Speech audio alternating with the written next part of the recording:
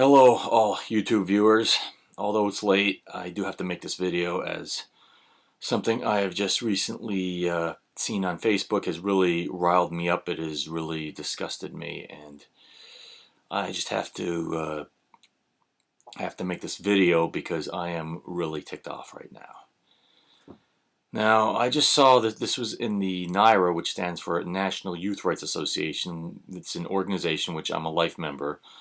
It's an organization that fights for the rights of young people. It believes that people should not be discriminated against just because they haven't reached a magical age of 18, 21, whatever you want to make it.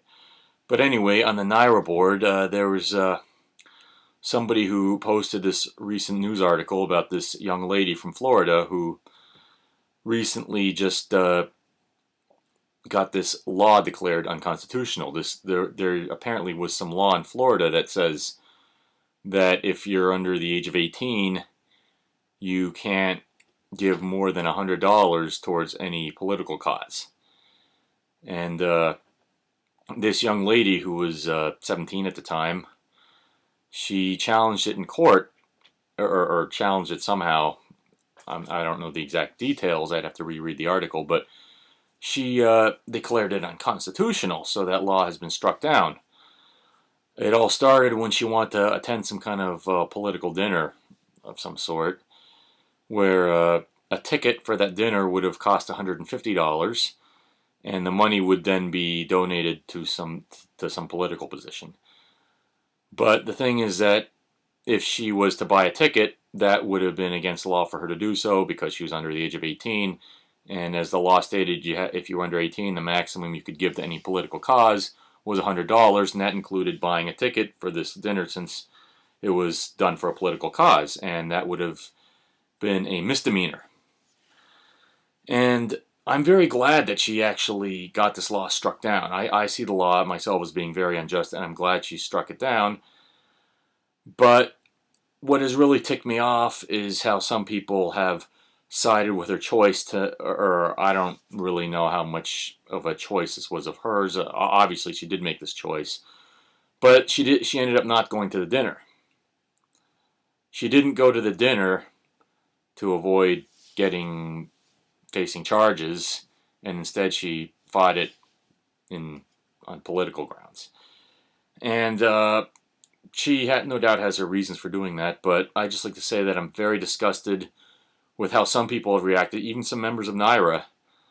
And this is really sad that from what I know about NYRA, as of right now, they're suffering some internal conflicts, and that this is really sad that I have to be ticked off with some people from NYRA right now myself.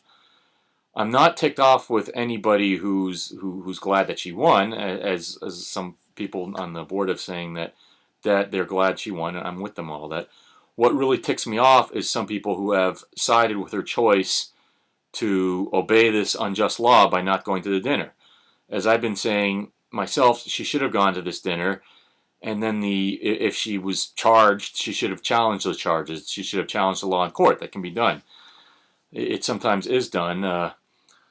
I'm no lawyer. I'm not an expert in law. There's people who in NYRA who know much more about this than I would. But from what I do know, that laws can be challenged in court. They can be appealed as being unjust. There's even this thing called jury nullification. From what I know about law, though, although it's rarely ever done, when the jury decides a certain law is unjust and that therefore the defendant should not be punished. That has happened, and it can happen. So I stand by my position that she should have attended the dinner and then challenged any charges she faced or whatnot. She should have challenged that in court. Challenging the law the way she did, it's better than just going along with it and siding with it. But she should have challenged the law in court after breaking it. Rosa Parks did the same thing. Well, I actually don't know the whole story about Rosa Parks, about the aftermath when she refused to give up her seat because it was when a white man wanted her seat in the bus. I do know that she knew the law was wrong and that she broke it knowing it was wrong, and that she was just tired of these unjust laws. And same thing with Claudette Colvin, although not as well known as Rosa Parks. There was a similar incident. This was 9 months before Rosa Parks didn't give up her seat. This young lady, Claudette Colvin, 15 years old, she didn't give her seat up to a white woman on the bus because it was her constitutional right. Those were Claudette's words. It is my constitutional right. She didn't give up her seat and then challenge it in court. She said right then, it is her constitutional right. Just like this young lady in Florida should have said, it is my constitutional right after attending the dinner. It was her constitutional right.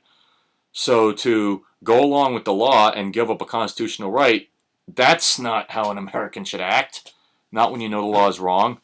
That's not what this man would have done, Frederick Douglass. He happens to be one of my role models. This man, he was a genius, and he was very resourceful. He really knew he knew what he was doing. This man, he practically taught himself how to read and write. That it was against the law for slaves to learn how to read and write, and he did get some help, as a matter of fact, but most of it he did himself. Learning how to read and write, most of that he did himself.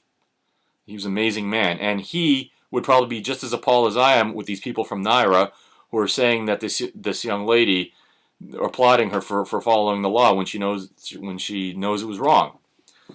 You know, some people say that if you see some injustice, if you see something bad happening, let's say if you see an innocent person being raped and murdered, and you just stand there and watch it and not do anything about it, that you're just as bad as the person who's doing the raping and murdering. I can see where they're coming from on that, and I like to say myself that if you say that a law should be followed, even if you think the law should be challenged, and even if you're against the law, but if you say, oh, you should just follow it because it's the law, when you know it's wrong, that's just as bad as if you support the wrong law. So that saying that you applaud this young lady for following the law and not going to the dinner when you know the law was wrong, that's just as bad as if you support that law that says you can't give more than $100 if you're under 18 and that you can't afford attend these dinners if you're under 18, that you should not exercise constitutional rights because of some law that is wrong, and I stress the word wrong, because it says you can't because it says you don't have that constitutional right. What comes first, the Constitution or an unjust law?